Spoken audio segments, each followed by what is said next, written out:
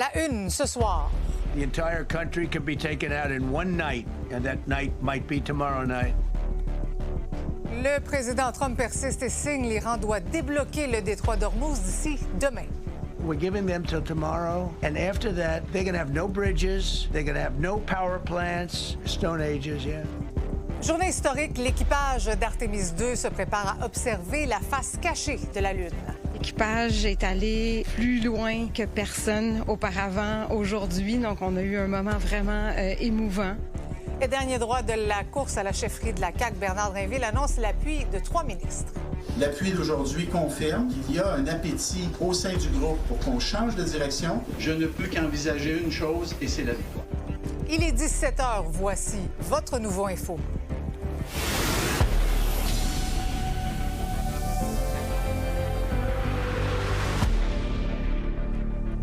Bonsoir tout le monde, bon lundi. Alors, le président américain a de nouveau proféré des menaces envers l'Iran. Encore une fois, il n'a pas mâché ses mots. Il affirme que l'Iran tout entier pourrait être éliminé demain soir si aucun accord n'est conclu. On en est au 38e jour de guerre et on le sait, hein, ça a des impacts particulièrement à la pompe. C'est ce qu'on va voir avec Étienne. Mais d'abord, Sabrina, Trump a réitéré donc aujourd'hui son ultimatum à l'Iran. Oui, qui doit se terminer en fait demain. Et il faut savoir que depuis les dernières heures, il a multiplié justement ses menaces. C'est pas plus tard qu'hier, il avait écrit sur Truth Social justement qu'il allait détruire tous les ponts et mettre en feu toutes les centrales électriques d'ici demain minuit, comme vous le voyez actuellement à l'écran. Il l'a aussi dit en conférence de presse. Je sais qu'on l'a entendu brièvement au début du bulletin, mais on va aller le réécouter ensemble. The entire country could be taken out in one night, and that night might be tomorrow night. Bon, l'affaire quand même, c'est que plus tôt, il y a eu cette espèce d'ébauche-là d'un cessez-le-feu d'une durée de 45 jours. Mais là, l'Iran, aujourd'hui, l'a carrément rejeté. D'ailleurs, dans le cadre d'une conférence de presse, celle que vous voyez aujourd'hui, c'est une mise à jour, en fait, sur l'Iran. Le président américain, que tout projet d'accord, en fait, de cessez-le-feu devait passer par la réouverture du détroit d'Ormuz, que l'ouverture du détroit d'Ormuz était vraiment une priorité. D'ailleurs, il a été questionné sur le fait que l'Iran aurait menacé d'instaurer en fait un péage sur le détroit d'Ormuz, mais il a dit que c'était pas au régime islamique de mettre un péage, mais bien aux États-Unis, parce que c'était eux les vainqueurs quand même de cette guerre. Il a également continué de fustiger en fait l'OTAN. Il a dit: je suis vraiment déçu par mes collègues de l'OTAN. Tout de suite, on peut l'écouter à nouveau. We've been dealing with these people for 47 years. I'm standing here with a much more powerful Iran as of a month ago, not anymore. Right now, they are decapitated. So it's not something I like doing. It's very dangerous, and we're getting them at the height of their strength. Sabrina, il faut aussi parler de l'opération de sauvetage des 2 pilotes en Iran là, qui a été détaillée. On se souviendra de cet avion, donc, la semaine dernière, qui avait été, donc, abattu par, en fait, l'Iran. Et finalement, on savait qu'il y avait un pilote qui était toujours recherché. Ce qu'on a su aujourd'hui, c'est que l'opération de sauvetage a duré 45 heures et 56 minutes. Le président américain a même qualifié ce sauvetage-là d'historique. Le secrétaire américain à la Défense a indiqué que l'opération avait été lancée à peine 2 heures après que l'avion F-15 a été abattu. Il y a eu des manœuvres, bien sûr, de diversion pour secourir le pilote. Plus de 150 avions qui ont été envoyés.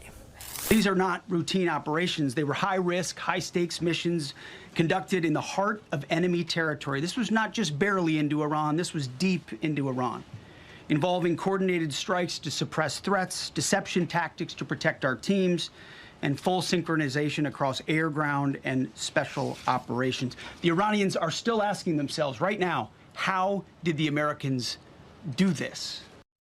Donc, vous l'avez entendu, bien sûr, c'était une opération vraiment spectaculaire selon les Américains. Et il devrait y avoir un autre point de presse demain concernant la situation en Iran. J'analyse tout ça avec Yves Boisvert tout à l'heure. Merci, Sabrina. Je me tourne maintenant vers Étienne parce que cette flambée du prix de l'essence a des conséquences dans bien des secteurs, Étienne. Dans à peu près tous les secteurs. Oui, il y a les automobilistes de toucher, mais aussi les voyageurs, puis même les prix de l'épicerie. Ça va avoir des conséquences sur à peu près tout le monde au Québec.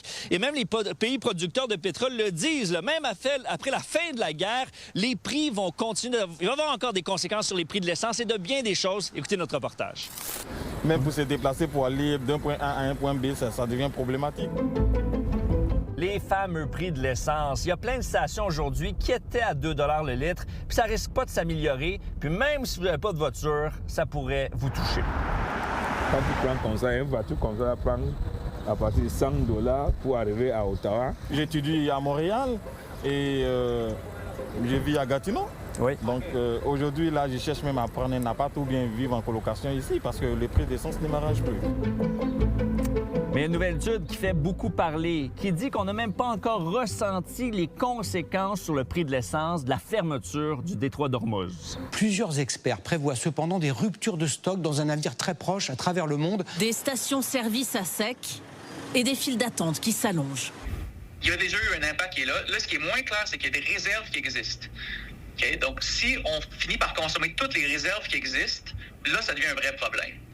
C'est quand qu'il n'y aura plus de réserves, ça, c'est une autre question. Parce que les dernières cargaisons de pétrole qui ont été expédiées avant le début de la guerre en Iran vont arriver à la fin de la semaine. C'est ensuite qu'on pourrait vraiment ressentir les conséquences sur les prix de l'essence. Auto ou pas, vous aussi, vous allez payer plus cher. 50 $ de plus pour les destinations soleil avec Air Canada en raison des prix de l'essence ou encore le prix du crabe qui est influencé par les coûts du carburant.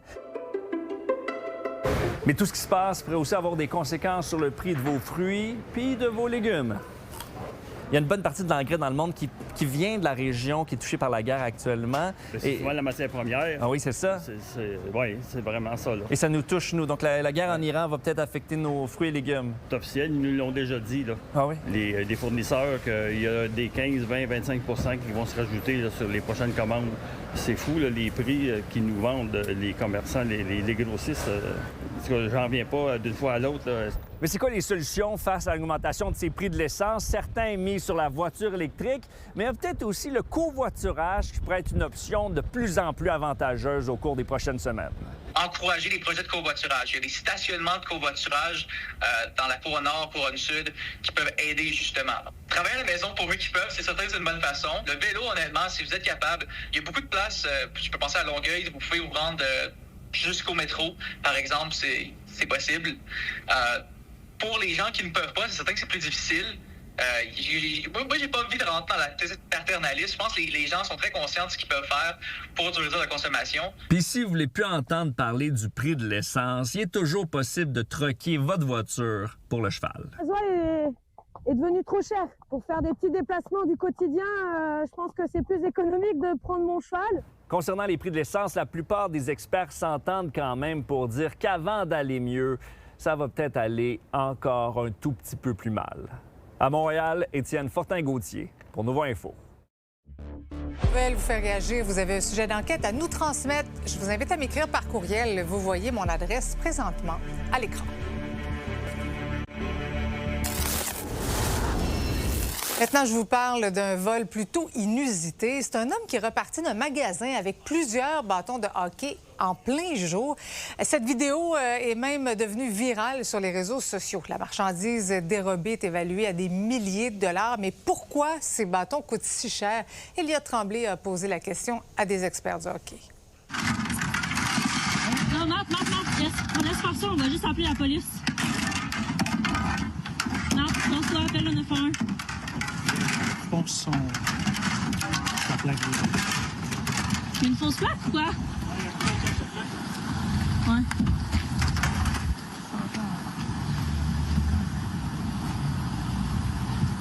Je sais pas qu'il y a des gommes.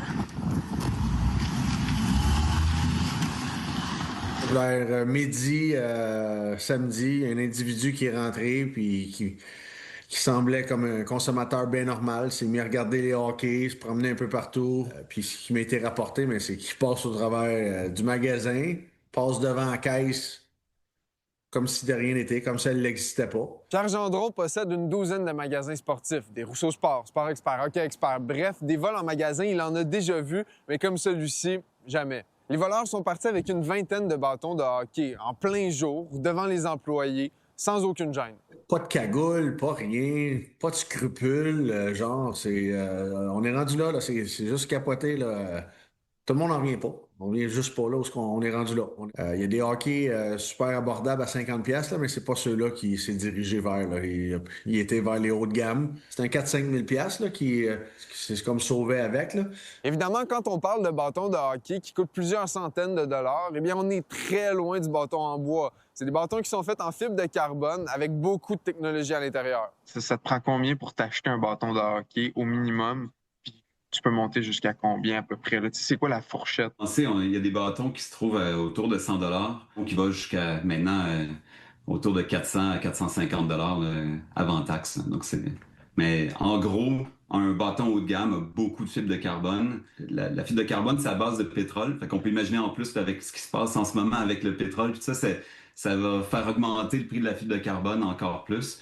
Pierre Gervais, qui est l'ancien gérant de l'équipement des Canadiens de Montréal, qui a fait ça pendant pas loin de 35 ans, a vécu cette transition entre le bâton de bois et le bâton de composite. Écoute, la différence d'un bâton en composite, c'est que quand tu reçois un coup sur ce bâton-là, ça fait une petite mini craque. Fait que c'est pour ça que ça arrive souvent, le gars durant la game, quand il prend un lancer du poignet, il fait un lancer du poignet, puis le bâton pète en bleu, c'est à cause de ça. Fait que tu sais, 200 cassés, 7-8 par game, facile.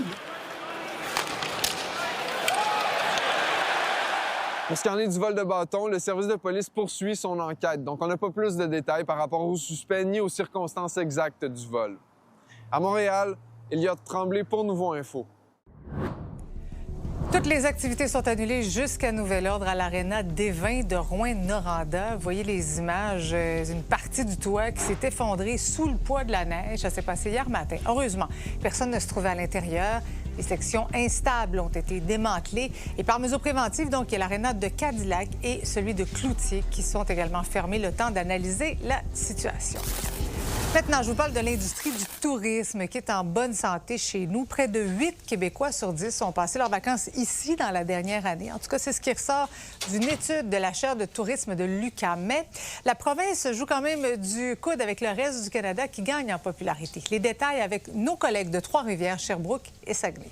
On va continuer de suivre la situation pour savoir si c'est une tendance qui s'installe. Et à ce moment-là, il faudrait être peut-être plus agressif au niveau pour contrer les campagnes promotionnelles de nos voisins ontariens et du Nouveau-Brunswick, par exemple. Quand on regarde la donnée, il y a une diminution, en fait, des Québécois qui ont voyagé au Québec cette année. Mais par contre, quand on regarde la performance régionale, les indicateurs sont pas mal tout en hausse.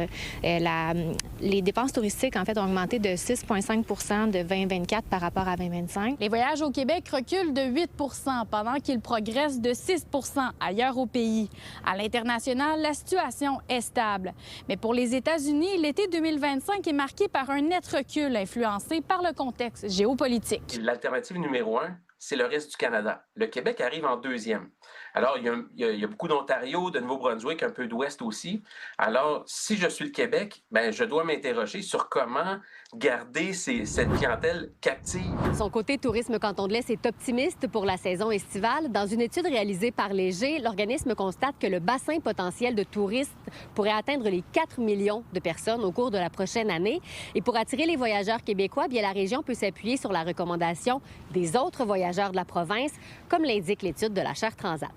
Donc, l'indice de recommandation pour les cantons de l'Est est de 34, alors que globalement, pour le Québec, on est à 28. Donc, c'est une bonne nouvelle pour notre région parce que si on se compare aux autres régions périurbaines, c'est-à-dire proches des grands centres, on est plutôt à un indice de 27.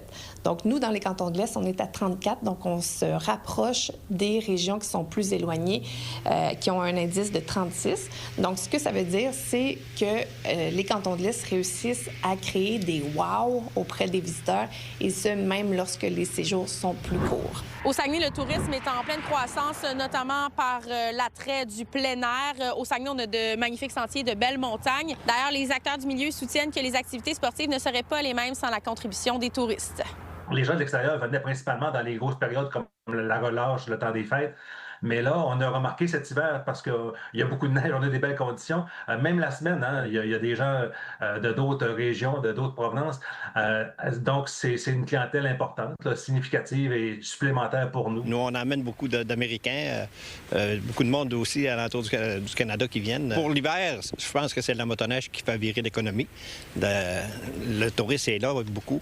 Puis si tu regardes, comme le Delta, n'importe quel hôtel, il y en a qui viennent passer l'hiver. Ils arrivent à fin décembre, puis ils repartent au mois de mars. À Saguenay, Frédérica Fortin-Foster pour Nouveau Info.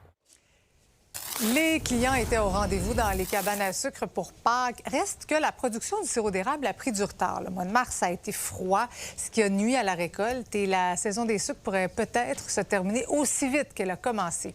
Samuel Bidot. Qui dit mois d'avril dit cabane à sucre. Et alors que la longue fin de semaine de Pâques vient de se terminer, le mercure était remonté et la plupart des enseignes affichaient complet. Puis comme tous les ans, il y en a qui reviennent depuis 25 ans. Puis il y en a d'autres, c'est des nouveaux. Puis il y en a d'autres qui font, c'est qu'ils font le tour des autres cabanes aussi, ils changent d'année en année. Puis ils reviennent ici, après ils font le tour des autres cabanes. Oui, les gens sont au rendez-vous, mais là, ce qui nous donne un coup de main, c'est qu'on a des températures froides printanières qui s'étirent. Donc, pour les consommateurs, ça fait en sorte que le temps des sucres dure un petit peu plus longtemps. Là. Mais si les clients étaient au rendez-vous, on ne peut pas dire la même chose du sirop d'érable. Avec un mois de mars particulièrement froid et des remontées de température attendues au mois d'avril, la saison des sucres pourrait bien se terminer aussi vite qu'elle a commencé. On est en retard de volume important, là. 2027, là, la filière va être à risque. Là. Je ne veux pas annoncer une pénurie de sirop, là, mais 2027, je crois qu'on va arriver dans un mur. Mais pourquoi les températures sont-elles si importantes dans la production de sirop?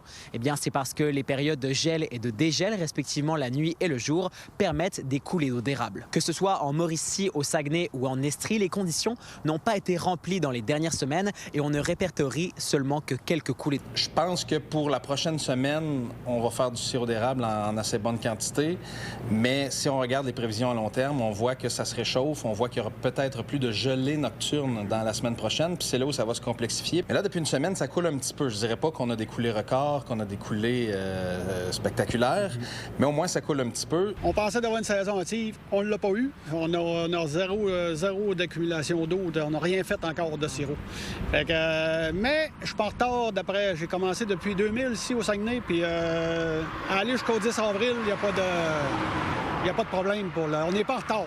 Mais il faut que ça joue la semaine prochaine, il faut que ça starte. En Estrie, c'est 2500 hectares là, qui sont dans la porte de nos entreprises. On les connaît, on les a ciblés, on les a identifiés, mais on a un ministre qui n'est pas en contrôle de son ministère. Et en ce moment, on tarde et on voit pas le jour où on va être capable de les mettre en production et ça vient mettre à risque notre filière acéricole. Là. Pour ce qui est de la production, je suis environ à 40 d'une saison normale en termes de quantité de sirop d'érable produit.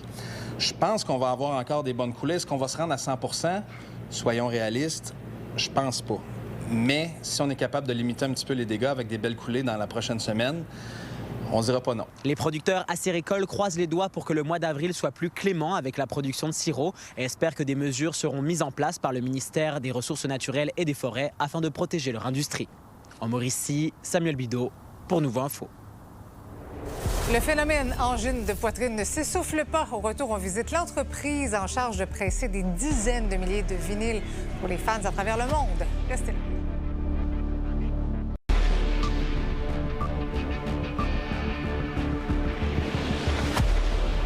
C'est Maxime qui nous parle depuis Trois-Rivières. Caroline est à Québec, mais je commence avec toi, Étienne, à Saguenay. On a des nouvelles de cette travailleuse humanitaire là, agressée au Sénégal. Oui, puis on a réussi à parler avec sa famille en fin de semaine. Un congé pascal, en fait, rempli d'angoisse pour cette famille. On le rappelle, Camille Amélie, la victime dans le dossier, qui est encore de l'autre côté de l'océan, en fait, hospitalisée dans un hôpital privé à Dakar. Elle ne peut toujours pas parler suite à son agression et est aussi là, prise de l'autre côté de l'océan, comme je l'ai mentionné, pour plusieurs semaines encore. Elle ne pourra pas revenir au Canada tout de suite. Il faut le mentionner, la famille est soulagée de constater quand même les soins et la prise en charge là, pour laquelle qui lui sont prodigués en fait, puis mentionnait quand même là, un soulagement par rapport à ce côté-là dans le dossier. Il faut mentionner aussi que la sœur de la victime avait quelques inquiétudes en lien avec le système de santé sénégalais. On a pu la rencontrer en fin de semaine. En fait, mon collègue Louis Mathieu l'a rencontré. On peut l'écouter. Les hôpitaux là-bas, c'est quand même assez rudimentaire. Là. Donc, le premier hôpital qu'elle a eu, c'est les points de suture qu'elle a reçus, c'était assez grossier parce que ils font le plus qu'ils peuvent avec ce qu'ils ont. Mais rapidement, elle a été transportée à un hôpital à Saint-Louis. Quand elle s'est sentie un petit peu mieux, là, ils ont pu faire le voyage à Dakar, qui est quand même 6 heures de route. Puis Camille, elle a dit que ça a été très, très difficile, là, ce voyage-là, quand même. Une campagne de financement a été lancée par les proches de la victime sur un objectif de 20 000 $. Il y en a déjà 13 500 qui ont été amassés. Il faut le mentionner aussi pour l'agresseur. Ce sera le 10 avril qu'il passera son procès. Merci beaucoup, Étienne. Maintenant, Caroline, l'église de la Place Royale qui était finalement rouverte pour la messe de Pâques, il faut dire qu'elle est fermée depuis quoi? Octobre pour la faute de financement? Oui, tout à fait. On avait des difficultés de financement annoncées l'automne dernier. On a dû prendre des décisions assez difficiles à ce moment-là, réduire les heures d'ouverture, limiter également le chauffage, l'éclairage. Il y a eu des dons, par contre, qui ont été donnés par la suite. Il faut dire que l'église Notre-Dame-des-Victoires, ici à Place Royale, c'en est une qui est extrêmement photographiée. Les touristes sont nombreux à la visiter, à la photographier, évidemment, chaque année. Donc, ça fait réagir cette annonce de fermeture et les gens ont été généreux d'un petit peu partout au Québec, nous explique d'ailleurs le curé de la paroisse. Alors, on n'a pas fait de campagne de financement. Les gens se sont mis à donner spontanément. Et il y a évidemment des gens de Québec, c'est bien sûr, mais il y a aussi des personnes de l'extérieur, de la région de Montréal, entre autres. Alors, ils ont fait aussi des dons spontanément, de sorte que présentement, on dépasse les 80 000 $ de dons. Comme on avait évalué les dépenses de fonctionnement seulement de Notre-Dame-des-Victoires à environ 75 000 par année, bien, ça nous permet de conserver donc l'église ouverte certainement maintenant, mais aussi pendant tout l'hiver 2027.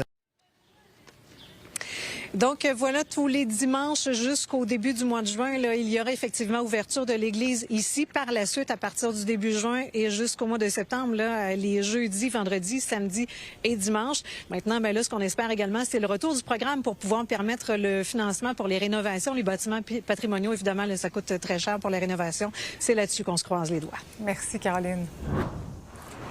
Maintenant, Maxime, c'est une entreprise du centre du Québec qui fait le pressage des vinyles du populaire duo Angine de Poitrine et on peut dire qu'il ne manque pas de boulot. Oui, c'est le cas de le dire, Marie-Christine, parce qu'à la base, la commande était de 3 000 exemplaires. Et là, aujourd'hui, ils m'ont confirmé qu'ils sont rendus à 30 000, soit 10 fois plus que la commande initiale. Ça fait beaucoup de vinyles. On a ajouté quand même beaucoup. Et c'est pas la fin. Il devrait y avoir d'autres commandes qui vont être faites au cours des prochaines semaines. Avec cette commande monstre du groupe saguenéen, l'entreprise a quand même voulu garder les autres contrats qu'ils avaient auparavant et les mettre en priorité. Contrairement à certaines autres entreprises, on peut voir que les plus petits groupes vont être mis à la fin. Bien là, on a gardé les groupes qu'on avait déjà. Et malgré tous ces défis, l'entreprise n'est pas ouverte 24 heures sur 24. On m'a confirmé que les heures avaient été prolongées à la suite du succès d'Angine de Poitrine.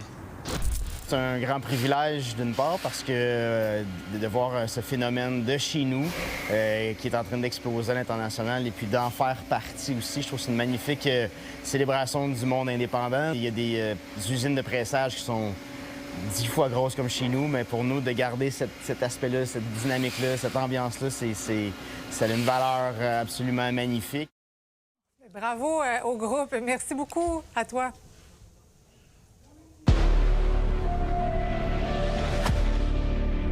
Voici ce qui vous attend au cours de la prochaine demi-heure. Artemis 2, donc les astronautes pourront observer la face cachée de la Lune, une première dans l'histoire de l'exploration spatiale.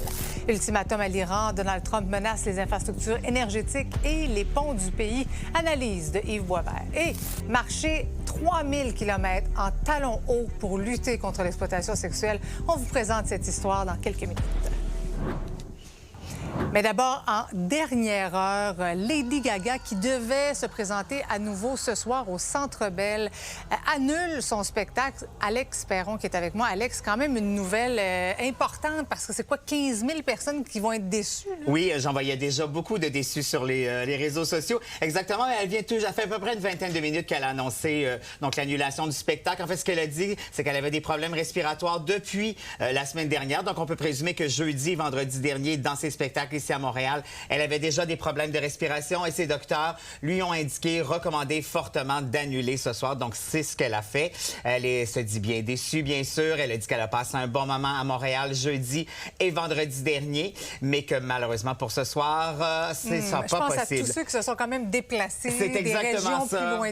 C'est choquant. Là. 15 000 personnes qui vont devoir être remboursées, mais aussi, c'est ça, plein de gens qui viennent d'un peu partout à travers la province et qui, malheureusement, devront retourner à la maison avec leur costume de Lady Gaga. Je te retrouve un peu plus tard à l'émission. Merci beaucoup, Alex. Christine Fréchette et Bernard Drinville ont commencé aujourd'hui leur dernière semaine de campagne. Dès demain, ceux qui possèdent une carte de la CAQ vont pouvoir voter pour celui ou celle qui sera le prochain premier ministre du Québec, en tout cas au moins jusqu'aux élections prévues en octobre. Je pense qu'on peut dire sans risque de se tromper que cet appui aujourd'hui de Sonia, de Jonathan, de Simon, c'est un tournant majeur dans la campagne. Ça marque, je vous dirais, ce qu'on observe sur le terrain. Ça vient concrétiser ce qu'on entend sur le terrain, c'est-à-dire qu'il y a un véritable ralliement qui est en train de se faire. Salut Alain. Salut Marie-Christine. Donc, on vient d'entendre Bernard Drinville qui présentait ce matin 3 nouveaux appuis, quand même, 3 ministres, c'est important. Mais je veux qu'on fasse le point ensemble sur les appuis parce que ça devient quand même facile de s'y perdre. On a présenté donc deux tableaux pour dire, bon, qui appuie qui. On sait donc que Bernard Drinville, Simon-Jolin Barrette aujourd'hui, Jonathan Julien, Sonia Bélanger se sont ajoutés à la liste. Ce qu'on voit ici, ce sont les appuis pour Christine Fréchette. Comment tu analyses ça, toi, les appuis? Est-ce que pour Bernard Drinville, ça arrive trop peu trop tard? Non, ça arrive pas trop peu trop tard. On les prend toujours lorsqu'ils arrivent. C'est surtout arrivé au bon moment, juste à la toute fin, parce qu'il y a des indécis à la fin de cette course, que le vote qui commence officiellement demain jusqu'à dimanche, où on va connaître le prochain chef et le prochain premier ministre du Québec. Donc, clairement, Bernard Drinville voulait faire un grand coup parce qu'il était vraiment en retard. Donc, tu l'as nommé dans la liste qui était là. C'est vraiment Christine Fréchette qui a fait le plein d'appui dans la députation, aussi particulièrement chez les ministres. Donc, ça me donnait l'impression que les ministres qui travaillaient avec Bernard Drinville n'aimaient pas vraiment son style. Et là, ben, avec 3 grosses pointures comme Simon-Jolin Barrette, Jonathan Julien et Sonia Bélanger, bien, ça crée un doute dans l'esprit des gens. Surtout que Bernard Drinville, quand même, dans les débats, a très bien fait. Là. Il a surpris des gens. Là. Mais quand même, Alain, dans les sondages, Christine Fréchette est toujours la meneuse, mais la politique peut toujours nous réserver des surprises. Est-ce que tu penses qu'au fil d'arrivée, ça va être serré? Sincèrement, moi, c'est la première fois que ça crée un doute dans mon esprit. Donc, j'essaie d'imaginer dans le cas des membres. Et oui, il y a les sondages, mais c'est extrêmement difficile pour les sondeurs d'évaluer qui sont et où sont les 20 000 membres qui auront le droit de voter.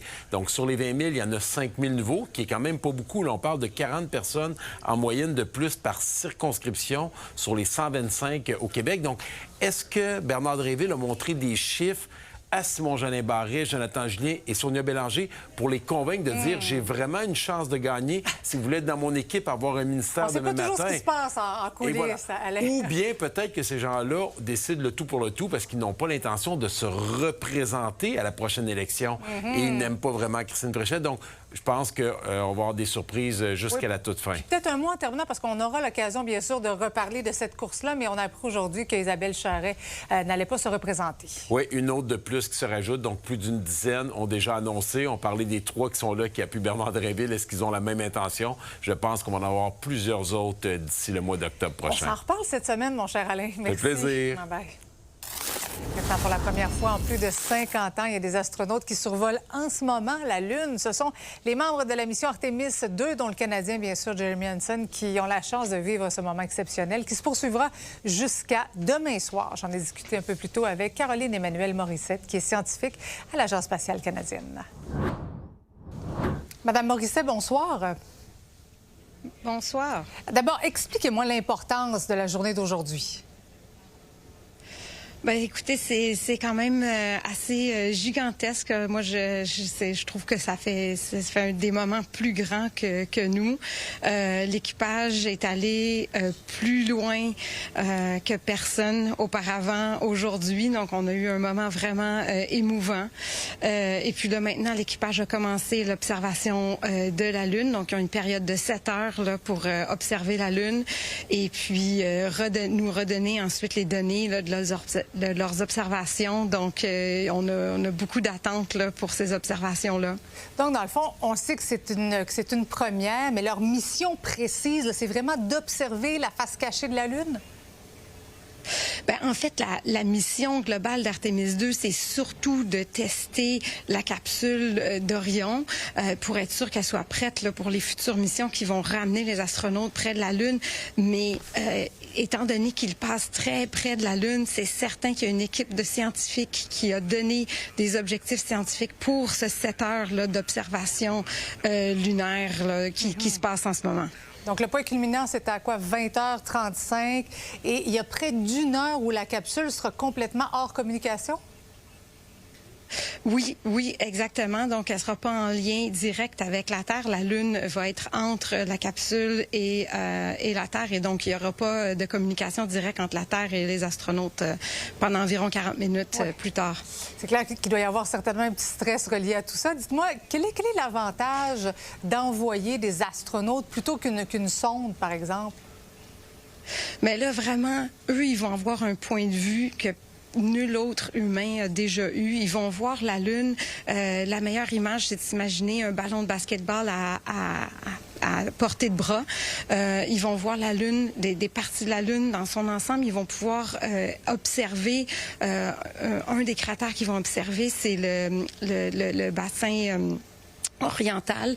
Il y a de la grosseur de l'Alberta. Donc, il n'y a aucune image de satellite qui est en orbite autour de la Terre qui est capable de voir dans un coup d'œil, si vous voulez, des éléments si larges. Et puis, l'œil humain, vraiment, a la capacité de voir les nuances de couleurs, de voir les textures, de voir aussi en 3 dimensions. Donc, ils vont vraiment pouvoir décrire avec la formation en géologie qu'ils ont eu certains éléments de la géologie lunaire. Et alors, on a vraiment hâte de savoir qu'est-ce qu'ils vont avoir pu observer. Puis ces données-là vont aider probablement à mieux planifier les futures missions robotiques ou humaines à la surface lunaire. Vraiment fascinant tout ça. Caroline Emmanuel Morisset, merci beaucoup d'avoir été avec nous ce soir. Merci.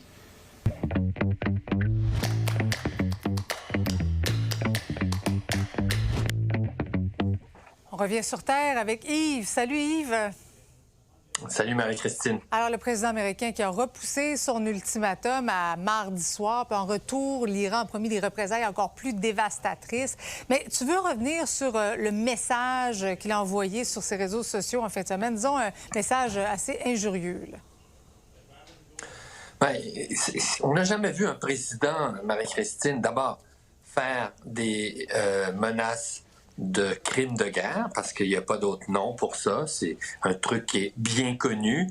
Quand il y a un conflit, il y a quand même des règles. C'est-à-dire que, par exemple, on ne tue pas des prisonniers, on ne torture pas des ennemis, et on n'a pas le droit de s'en prendre aux infrastructures civiles. Et c'est ce qu'a promis ou menacé plutôt Donald Trump. Est-ce qu'il veut vraiment le faire? On peut avoir des doutes. C'est pas la première fois qu'il fait des menaces. Et on connaît sa philosophie, c'est-à-dire que plus on approche d'une entente, plus il faut mettre de la pression, plus il faut faire peur à la personne avec qui on négocie. Dans ce cas-là, un ennemi. Ça, ce que je te dis, c'est dans The Art of the Deal, son fameux livre. Ouais. Alors, je ne sais pas jusqu'à quel point c'est sérieux, mais le simple fait de menacer, parce que c'est évident que les États-Unis peuvent faire ça. Les États-Unis peuvent détruire la Terre entière s'ils veulent, demain matin ou ce soir. Alors, le simple fait de faire ça est troublant. Et de le faire dans un langage de chef de gang, en disant, je m'excuse, mais je ne veux pas édulcorer son message, fucking, c'est des mots qui ne passent pas. C'est le jour de Pâques, en plus, lui qui est supposé être un grand allié des chrétiens, tu comprends? Donc, tout ça est très inquiétant. Oui. Oui. Et puis il a même dit l'Iran tout entier pourrait être éliminé mardi soir, ça nous prendrait 4 heures. Puis parallèlement à tout ça, il s'en est pris aussi, encore une fois, à la presse après des fuites concernant la recherche du second pilote, là. Oui, bien sûr. Aujourd'hui, donc, il a fait grand étalage de ce sauvetage, effectivement, qui a été spectaculaire. Mais faut pas. Il y a un autre élément, Marie-Christine, c'est que des militaires n'ont pas le droit de commettre des crimes de guerre. Ils n'ont pas le droit d'obéir à un ordre illégal. Et donc, on va voir si jamais il fait cet ordre-là, ces gens-là peuvent se retrouver en cour martiale et ça peut être très grave. On suit ça de près. Merci beaucoup, Yves. À demain.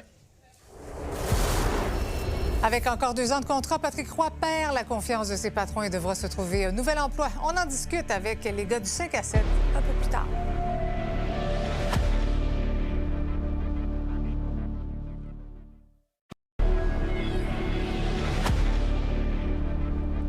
Marcher 3000 km, c'est l'équivalent de partir de Québec et de marcher jusqu'à Regina. On s'entend que c'est du sport. Eh bien, il y a une jeune Québécoise qui a parcouru une partie de l'Europe, non seulement à pied, mais en talons hauts, s'il vous plaît. Un parcours de 3000 km pour combattre le trafic des femmes et des filles.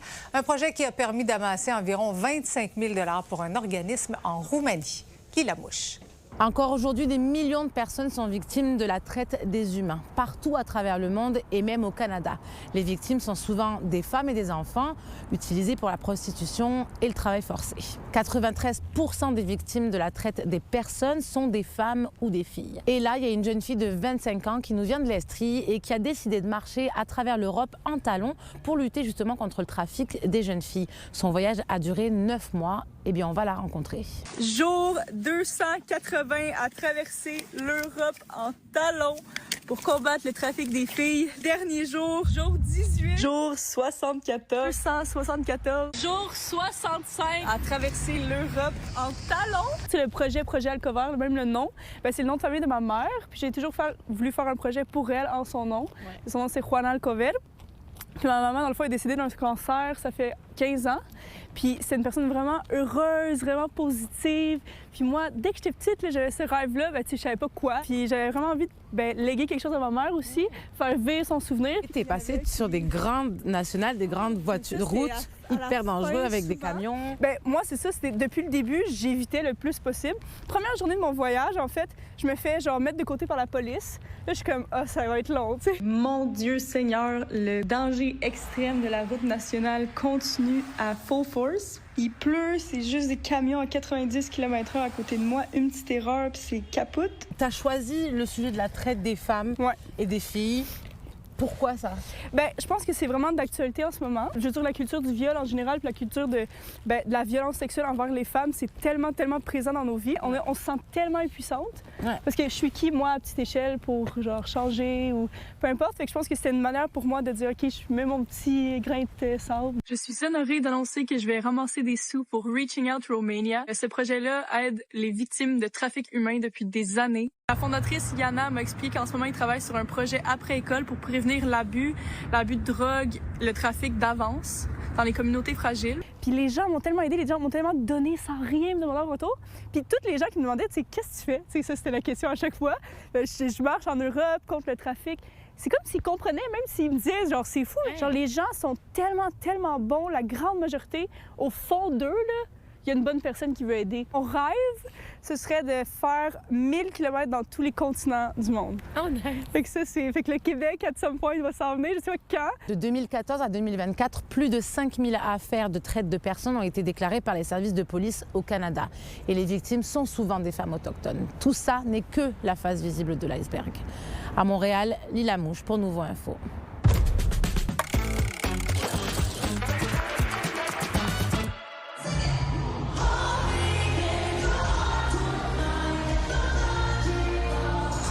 Alex, il faut revenir sur cette nouvelle-là. Lady Gaga qui a annoncé qu'elle ne pouvait se présenter ce soir à son spectacle en raison d'une infection respiratoire. Exactement, c'est ce qu'elle a annoncé sur ses réseaux sociaux autour de 17 h. Donc, elle annule le spectacle de ce soir à Montréal. Elle mentionne qu'elle est malade depuis déjà quelques jours, donc on peut présumer que jeudi et vendredi dernier, elle était déjà malade à Montréal. J'ose croire qu'elle comptait sur samedi et dimanche peut-être pour se reposer et se remettre de cette infection-là.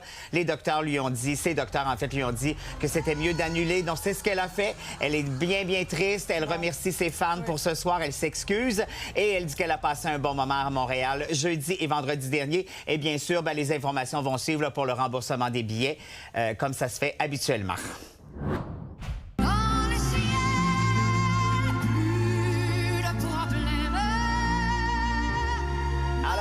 Parmi les 9 millions de personnes qui s'étaient inscrites sur les différents sites pour être de ceux du tirage Loto Céline, alors en principe, ils ont tous reçu la réponse. Sinon, peut-être ici du côté du Canada, il y a quelques réponses à recevoir ce soir, mais sinon, c'est fait. Donc, à partir de demain, ceux qui ont eu le courriel avec le code, c'est bien important, vont pouvoir commencer à acheter les billets demain matin jusqu'à jeudi. C'est premier arrivé, premier servi. Donc, si vous avez un code et que vous attendez un petit peu trop longtemps, vous allez avoir moins de disponibilité. Et vendredi, là, ce sera... Oui, et là, vendredi, ce sera la vente générale, donc pour monsieur et madame tout le monde, pour ces 10 spectacles-là. Alors, je voyais défiler là aujourd'hui beaucoup de Français aussi qui étaient très heureux d'avoir enfin reçu leur code. Et on vous rappelle de faire bien attention, il faut que ce soit des trois sites où on retrouve des billets parce qu'il y a beaucoup d'arnaqueurs qui essaient de faire des sous là-dessus. Soyez prudents. Maintenant, les Goo Goo Dolls qui annulent aussi le reste de leur tournée canadienne. Exactement, pour à peu près les mêmes raisons que Lady Gaga, le chanteur chanteur John Reznick a une pneumonie sévère. Donc, il restait 4 dates au Canada. C'est annulé, dont le spectacle de mercredi à la Place Belle de Laval. Donc, c'est annulé. Ce n'est pas reporté. Donc, encore une fois, les gens vont devoir se faire rembourser et vous allez devoir vous faire rembourser à l'endroit où vous avez acheté vos billets. Tu seras en prestation demain? Oui, on n'aura pas le choix. Il faut combler les endroits. Merci, Alex. À demain. Soigne-toi. Non, prends-toi des petites pastilles. À demain.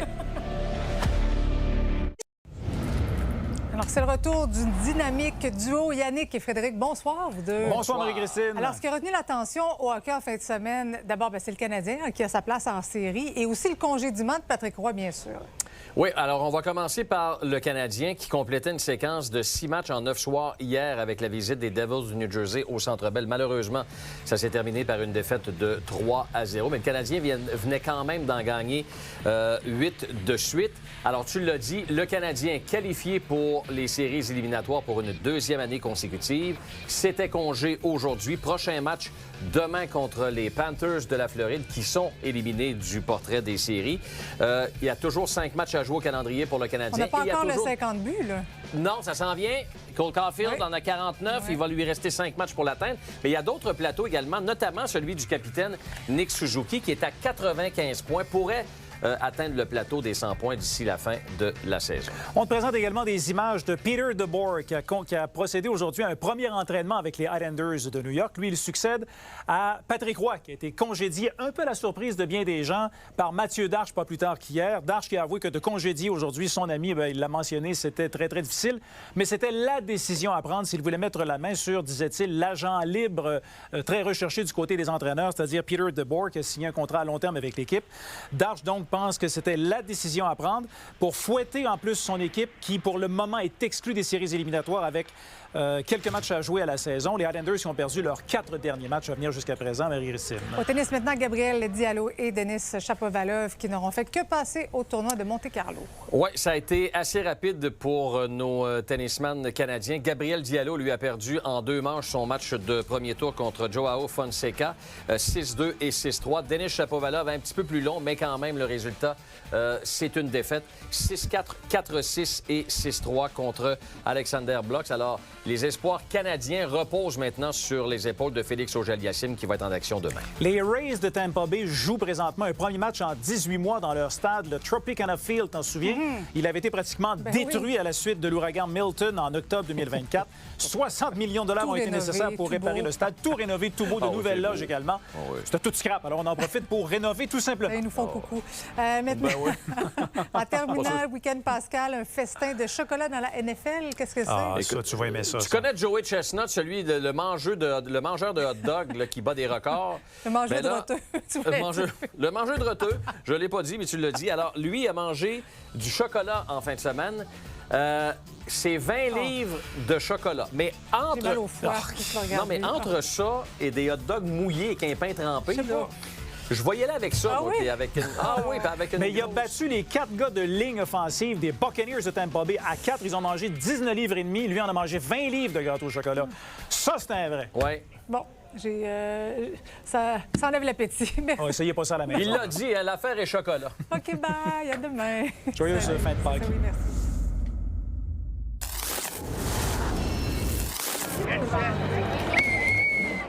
Des milliers d'enfants ont participé à la chasse aux œufs de Pâques annuelle à la Maison-Blanche. Quelques 40 000 œufs étaient cachés dans le jardin pour l'occasion. La fête se voulait aussi patriotique pour souligner les 250 ans de l'indépendance des États-Unis. Les enfants et leurs familles ont d'ailleurs été invités à écrire une carte pour exprimer leur gratitude envers les militaires. Bonsoir, Michel. Bonsoir, Marie-Christine. Bon lundi saint. D'ailleurs, ça sera une question des débatteurs ce soir.